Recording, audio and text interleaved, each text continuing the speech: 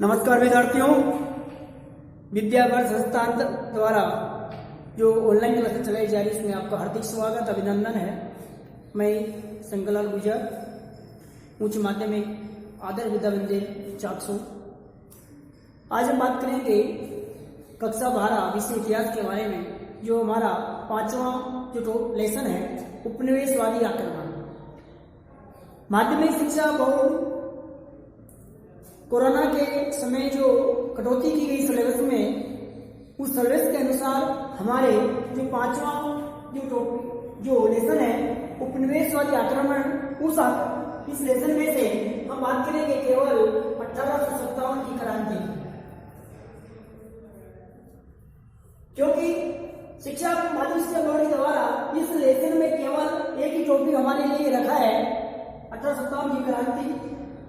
1857 क्रांति क्यों हुई, क्या कारण रहे इस क्रांति के, तो हम बात करेंगे।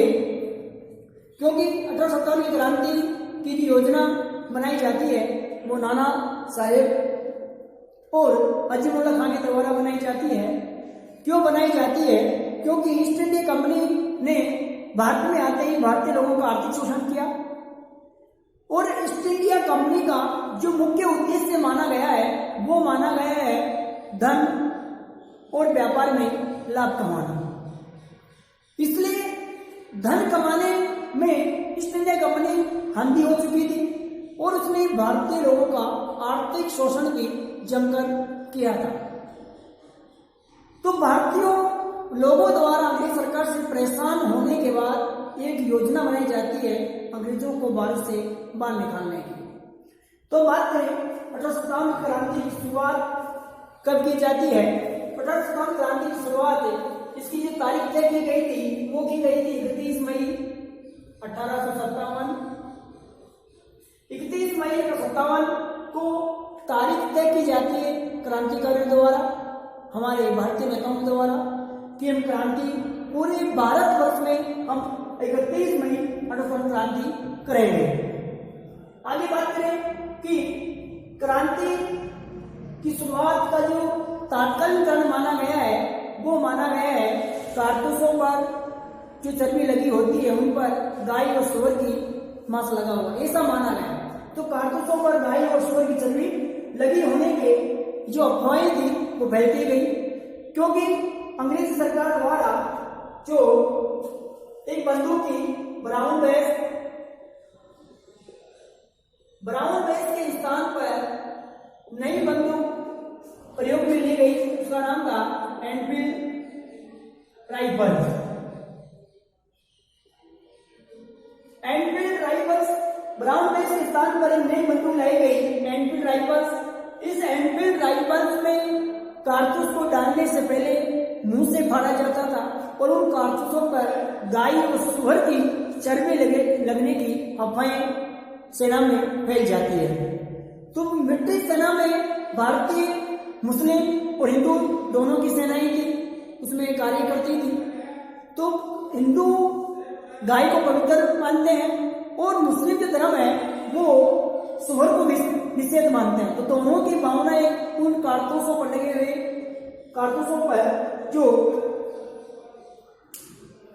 चर्बी लगी हुई थी उनसे भारतीय लोगों की भावनाएं, धार्मिक भावनाएं आहत होती है। फिर बात करें तो 29 मार्च 1857 को मंगल पांडे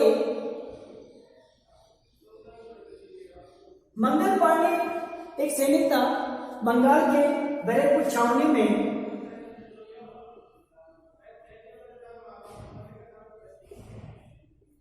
इसने ये बात सुनी कि कारतूसों पर गाय और सूअर की चर्बी लगी हुई है, तो इसने इसका विरोध किया और विरोध करने के बाद 29 मार्च 1857 को मंगल पांडे द्वारा 2 अंग्रेज अधिकारियों की हत्या कर दी जाती है। 2 अंग्रेज की हत्या कर दी जाती है और वहां से ये फरार हो जाता है। इसके बाद 4 अप्रैल को मंगल पांडे को पकड़ लिया जाता है और 8 अप्रैल 1857 को इसको फांसी पर लटका दिया जाता है। लेकिन 1857 की क्रांति की जो वास्तविक शुरुआत मानी जाती है वो 10 मई 1857 को मानी जाती है।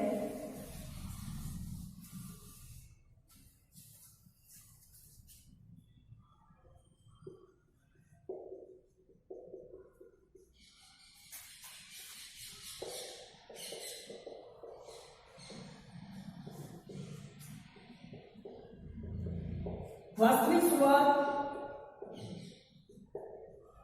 10 मई 1857 को मानी जाती है।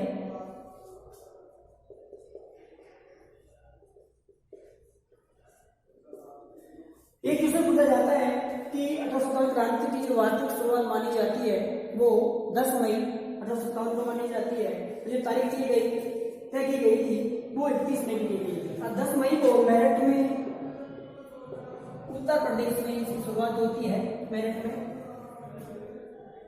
तो हम बात करें आगे 1857 क्रांति के क्या क्या कारण रहे, कारण क्या थे। तो पहला जो कारण है वो है राजनीतिक कारण, दूसरा जो कारण है वो है धार्मिक कारण, तीसरा जो कारण है वो है आर्थिक कारण, और चौथा जो कारण है वो है सामाजिक कारण, और पांचवा जो कारण है वो सैनिक कारण। तो भारत में 1857 की क्रांति क्यों हुई, इसके क्या क्या कारण रहे। तो पहला है राजनीतिक, दूसरा धार्मिक, तीसरा है आर्थिक, चौथा है सामाजिक और पांचवा है सैनिक कारण यानी या तात्कालिक कारण। तात्कालिक कारण वही था जो कारतूसों पर गाय मसूर की चर्बी लगी हुई थी, तो सेना से ही इसकी शुरुआत मानी जाती है सैनिक कारण में। राजनीतिक प्रशासन में भारतीय अधिकारियों को उच्च पदों पर उनको नौकरी नहीं दी जाती थी, ये राजनीतिक कारण हुआ। धार्मिक कारण, भारत में भारतीय धर्मों को हेय दृष्टि देखा जाता था और भारत में जो भारतीय धर्मों में जैसे सती प्रथा चली आ रही थी, हिंदू विवाह चला आ रहा था, गोद निषेध प्रथा चली आ रही थी, उन सबको बंद कर दिया गया इंग्लिश सरकार द्वारा। तो इससे भारतीय धर्मों को हार्ट हुई।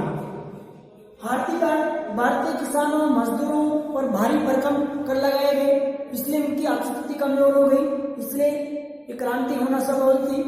तीसरा है सामाजिक कारण, भारतीय लोगों को जब अंग्रेज अफसर किसी भारतीय गांव या मोहल्ले से निकलते थे तो भारतीय लोगों को चप्पल अपने हाथ में लेकर उनको प्रणाम करते थे। एक इतनी है दृष्टि से उनको देखा जाता था समाज में। सैनिक कारण वही जो कारतूसों पर गाय और सूअर की चर्बी लगी हुई थी, ये सैनिक कारण माना जाता है। आगे बात करें कि 1857 क्रांति असफल क्यों हुई, क्या क्या कारण माने गए हैं।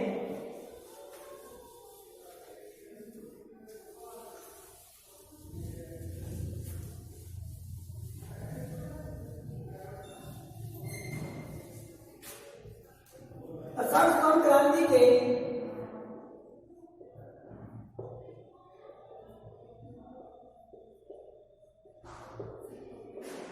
असफलता के कारण, तो पहली बात करें कुशल व नेतृत्व की कमी,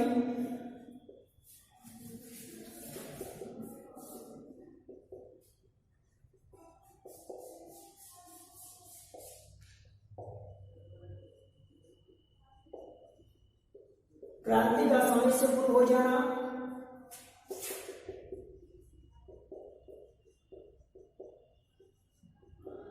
भारतीय नरेशों का असहयोग, भारतीय नरेशों का असहयोग। इसके साथ साथ ही हम बात करें तो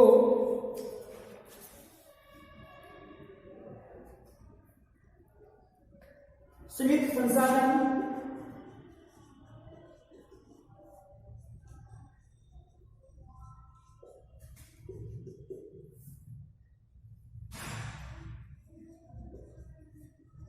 मध्यम वर्ग की तटस्थता,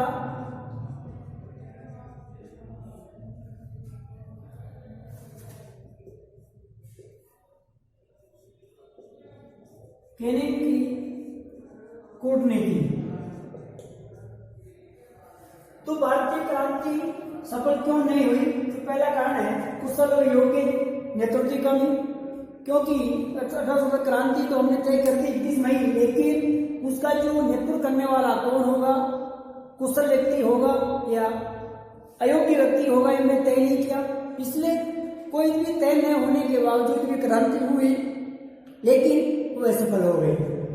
दूसरा है क्रांति का समय से पूर्व हो जाना, क्योंकि क्रांति पूरे भारतवर्ष में एक शुरुआत एक ही दिन होती है, वो 31 मई तारीख तय की गई, लेकिन क्रांति की चिंगारी जो भड़कती है वो 29 मार्च 1857 को ही बैरकपुर छावनी में सैनिक मंगल पांडे द्वारा क्रांति को भड़का दिया जाता है। इसलिए समय से पूर्व क्रांति हो गई, इसलिए योजना धरी की धरी रह गई सारी की सारी। अगली है भारतीय विदेशों का अभाव सहयोग, क्योंकि जो भारतीय राजा महाराजा थे भारत के, वो ज्यादातर अंग्रेजों के समर्थक थे और अंग्रेजों की छत्र छाया में ही वो अपना जीवन यापन कर रहे थे। इसलिए भारतीय विदेशों का भी क्रांतिकारियों को सहयोग न मिलना भी क्रांति का असफलता का कारण माना जाता है। अगला है सीमित संसाधन। भारतीयों सैनिकों के पास, भारतीय क्रांतिकारियों के पास गोला बारूद हथियार की बहुत कमी थी, सीमित उनके पास संसाधन थे, लेकिन अंग्रेजों के बाद अधिक मात्रा में संसाधन होने के कारण इस क्रांति को उन हथियारों के माध्यम से दबा दिया जाता है। अगला है मध्यवर्ग की तटस्थता। मध्यवर्ग से किसान तो था ही इस क्रांति में शामिल, लेकिन शिक्षित वर्ग में, जो मध्य वर्ग में जो शिक्षित वर्ग आता है उसमें शिक्षक है, वकील है, कर्मचारी, अन्य कर्मचारी है, उनकी जो भूमिका थी वो तटस्थ थी, ना वो क्रांतिकारियों के साथ थे ना वो अंग्रेजों के साथ थे। अगर क्रांतिकारियों के साथ होते तो क्रांति निश्चित सफलता की ओर जाती। अगला है केनिंग की कूटनीति, क्योंकि जब क्रांति होती उस समय भारत का जो जनरल कमांडर था वो लॉर्ड कैनिंग था, और लॉर्ड कैनिंग के द्वारा ऐसी कूटनीति अपनाई गई कि क्योंकि ऐसी कूटनीति अपनाई गई क्रांति को असफलता का मुंह देखना पड़ा। आगे हम बात करें तो क्रांति के क्या क्या परिणाम रहे। क्रांति हो गई असफल, लेकिन क्रांति के बाद क्या परिणाम मिले क्रांति के?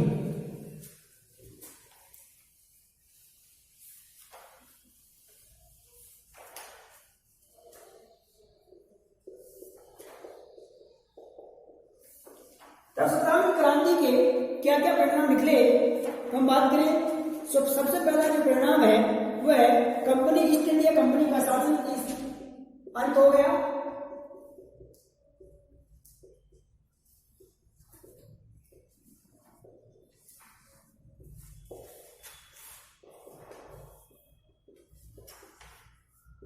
शासन का अंत। दूसरा हम बात करें सेना का पुनर्गठन।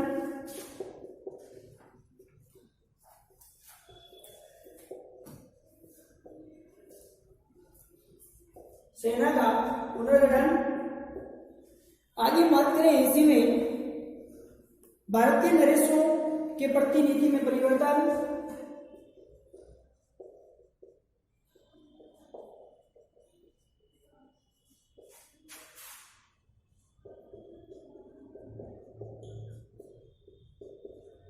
भारतीय नरेशों की नीति में परिवर्तन।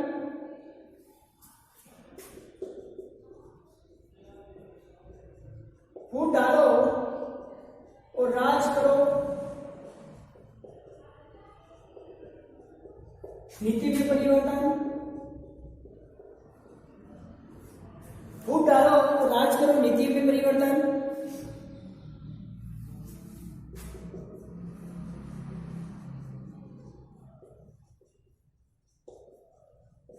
राष्ट्रीय आंदोलनों को प्रोत्साहन। तो ये सारे के सारे क्रांति होने के बाद परिणाम निकाले जाते हैं। तो पहला परिणाम की बात करें, ईस्ट इंडिया कंपनी के शासन का अंत कर दिया जाता है।